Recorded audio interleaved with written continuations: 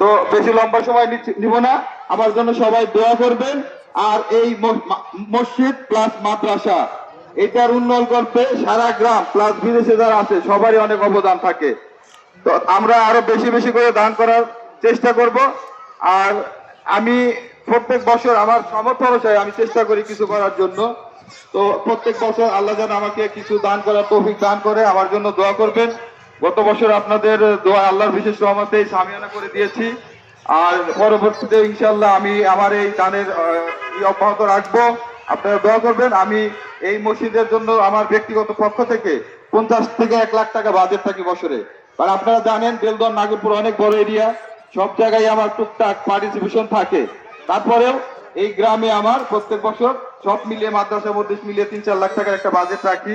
আপনারা দোয়া করবেন আমি যেন সৎভাবে উপার্জন করে আল্লাহর রাস্তায় বেশি বেশি ব্যয় করতে পারি। আমার ইনকামের ম্যাক্সিমাম টাকা আমি আল্লাহর রাস্তায় ব্যয় করে দেই। তো